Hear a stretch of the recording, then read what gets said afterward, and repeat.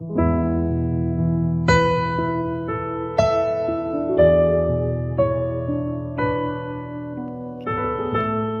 opinión es un juicio que una persona se forma sobre algo cuestionable, o también el concepto que tiene respecto de algo o alguien. También siempre existe la posibilidad de error cuando no hay evidencia plena de lo que se opina. La opinión es un juicio personal y subjetivo. Si es sólida, puede enriquecernos intelectualmente o bien darnos otra visión, aportando mayor panorama sobre un tema. Es intolerancia emitir una opinión como si fuera la verdad absoluta y que no admite ser refutada ni contrariada. Es una actitud prehistórica. Es manipular la realidad mostrando como verdad lo que en realidad no lo es.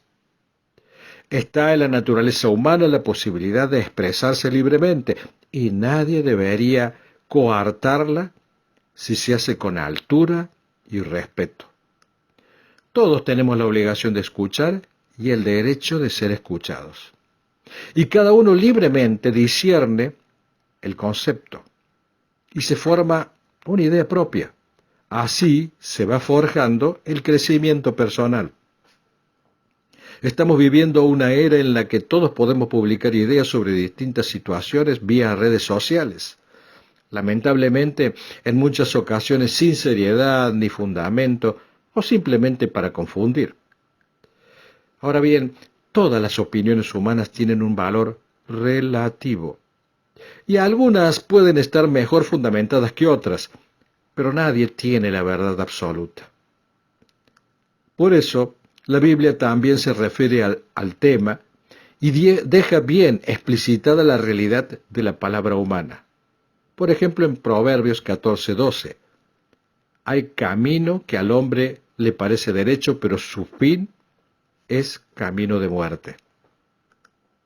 Nos enseña que las opiniones personales expresan el pensamiento humano, de personas falibles e imperfectas, que pueden aproximarse a la verdad o estar equivocadas, porque puede haber gran diferencia entre lo que cada uno piensa y lo que realmente las cosas son.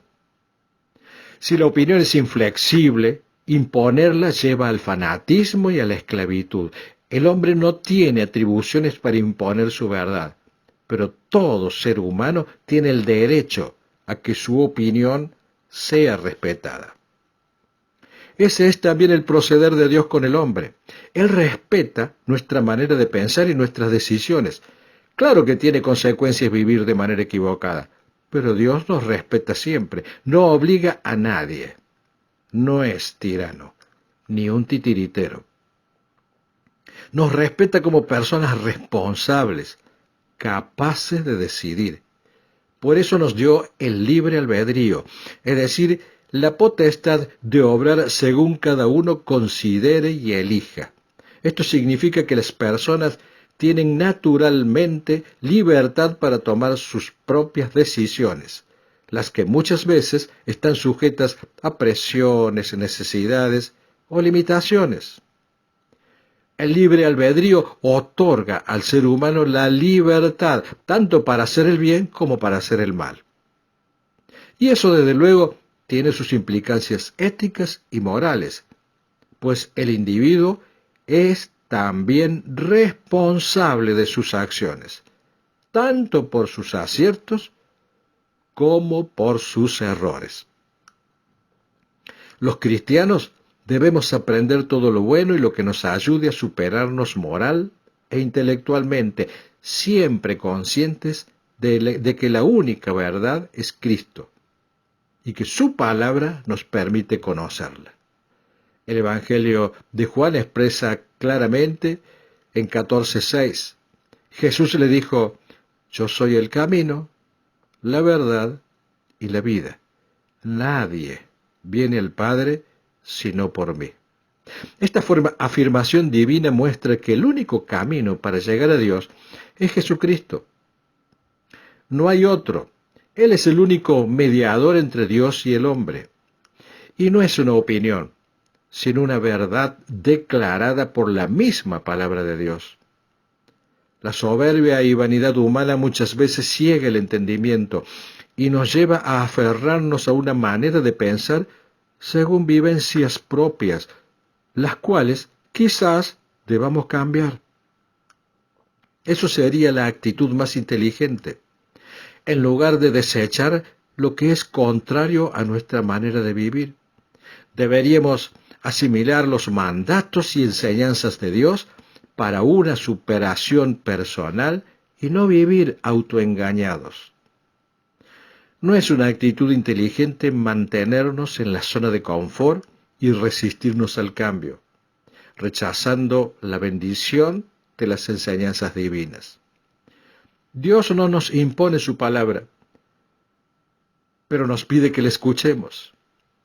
Dice Eclesiastés 5:1, cuando fueres a la casa de Dios, guarda tu pie y acércate más para oír que para ofrecer el sacrificio de los necios, porque no saben que hacen mal.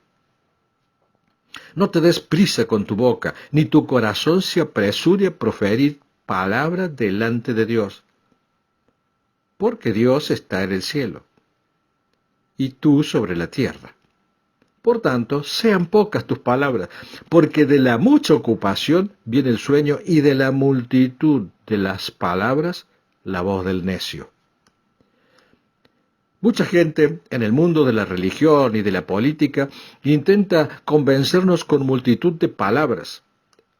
A diario escuchamos mentiras que tratan de imponer conceptos, ideas, pensamientos con palabras, meras palabras alejadas de la realidad.